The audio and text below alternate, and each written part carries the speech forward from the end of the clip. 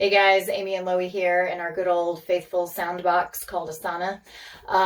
We are here to give you your playful experiment for the week. And if you don't already know, your playful experiment is something that you do with a partner that is assigned to you. And you can find out who your assigned partner is by looking at the list inside of our group. No one can tell us. And you guys hook up somehow, video call or something, and you do your playful experiment for the week. This week, you guys are going to do a really cool one that me and Loie actually both said is like almost our favorite. It's called Write and Wash Off. And I'll explain how this goes, but it is something that you're doing together. So in each other's presence, you are going to get something. You're going to need supplies for this one. You're going to need something that is easily washed off, like lipstick or a washable marker or something like that that you can write on your skin with.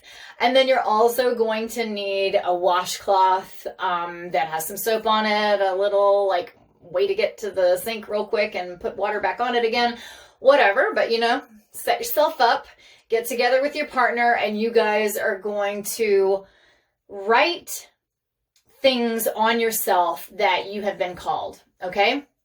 Things that, the first thing, I mean, we're going to look at this several different ways, but, you know, on your arms, on your legs, anywhere you can, you're going to enjoy that creative process too, you know, if you're like want to write it down the sides of your face, like whatever, have fun writing things that you've been called. So you will probably start first with things that you were called by others that you did not like, because those are the ones you want to purge out first. And, you know, somebody called you lazy or ignorant or a jerk or whatever, you're going to write those different things on you, like they're your labels, you know, and let them be there. Let them be there. Call them out. Call attention to them. Let them be known. Let them be there. And then we're also going to not stop there, but write the things that people have called you that are positive too. The compliments, the things that you kind of like try to live up to, the identities that people give you or have given you, you know, all of the things that you're known for and that they call you, write those on. Then next level, and you can even like divide this. One side of your body is for what other people do, positive and negative. And the other side of your body could be what we're getting to is what you call yourself, or it can be like a whole hodgepodge, who cares? But let's not forget you. Let's not forget that you call yourself things too. You insult yourself, or like little digs or labels or identities that you put on yourself, or even expectations that you lay on yourself. Those are things that you call yourself. Those are things you can write out. And in the negative sense, you know, you've definitely got the negative jabs that you throw at yourself, but then you've also got the positive things. What are the identities and the standards and the compliments and the things that you call yourself and that you live up to, you know, like I'm this way and I must continue to be this way, or, you know, whatever.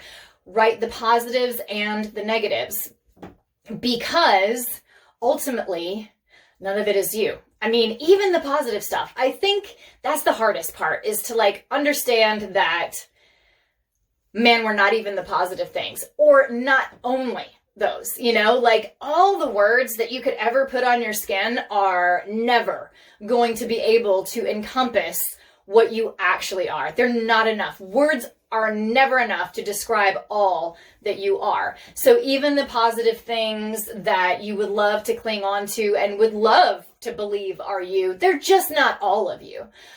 So after we do this whole thing together, which will be really fun to watch, and, you know, like I said, get silly with tattooing yourself with all of these words. And then, you know, take a moment to like look at all of it, you know, are the words you call yourself similar to the ones other people call you? Didn't you get some of those words that you call yourself from what other people have called you? You know, or not. Maybe your internal dialogue is completely different than what everybody else tells you or who they think you are. And there's a big divide there. You know, observe it for whatever it can be worth to kind of just like realize that about yourself. But it is this moment where you're going to give it its recognition, look at all these things you've been called, and like almost ceremoniously, you know, like in the ceremonial sort of big event of like catharsis, like let it go. Like, here I am. I've seen all the things that I've been called, and I'm actually so much more. And like I said, in a respectful, almost like sacred kind of ceremony, wash them off. After you've looked at them all, wash them off. And if it takes you forever, I mean, that's why we wanted to use washable stuff, so that it could be easy, right? But even if you do like get one that's pretty like stubborn and you have to like sit and scrub and scrub and scrub, that's okay, because like I said, treat it sacredly. Scrub it off, rub, and like get them all off. You might have to take a shower and get, all the rest of the residue and everything off later, but, really let it mean something, that you are removing these things, that you are more than this, that this isn't you. It's not all of you. And, think about it, or just like relish in letting it go as you're doing it. So let's do some examples, because I certainly can think of, things I've been called that I don't like. Intense, abrasive. I've been called those, or critical. Things that I've been called that I did like, that were sort of standards that I then held myself to, were things like intelligent or a good mother. Like, that was almost like an identity that I grabbed onto, like, ooh, yes, I want to be that. And I don't want to like not be that, but I do have to let it go and realize like it isn't a definition of me, and it doesn't have to be and can't be. It can't. I'm just so much more vast than that. So I'm using that because, you can see that like, I don't want to dump that one, but like, I have to. This is the process, it's not all of me. Things that I've called myself that I didn't like, weird, or not enjoyable by others. Things that I've called myself that I did like, intelligent. I mean, but as you can see, that one's very related to what others have called me. As a kid, I was like put into that smart kid kind of category. And so then I just had to maintain it because I liked it. It was a compliment, or it was like the affection that people were actually giving me as a kid. It was like I was getting attention for it. So, I've like held myself to that. And when I would do something stupid or make a stupid mistake, it was like crushing, because I had called myself intelligent. That was my own standard, and I was labeling myself that way. So I better stick to it, So anyways, what about you? What you got? Things that people have called me that I don't like are weird. I've been called weird. I've also been called, awkward. I've been called awkward. Things that you do like that they've called? I've been called caring. Like, I take care of my brother. People are like, oh, you take care of your brother. That's so sweet. And, what about things you call yourself that you don't like? Sometimes I call myself lazy. I call myself lazy. Sometimes when I'm really aggravated, I call myself stupid sometimes.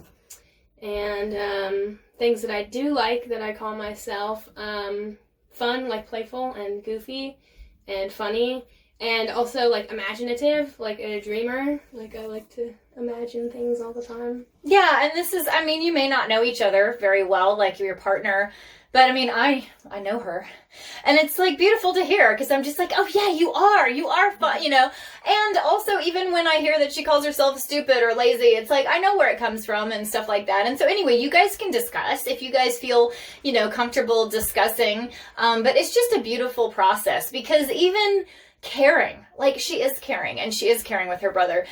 However, that's just not all of her. And I would celebrate her washing that off too, because it isn't something that needs to be a stuck, like static label on her. It's beautiful. That is a word that can describe her and her actions, but it's just not a static label. Like, it's just not, words never could be enough, for the real essence of who we are.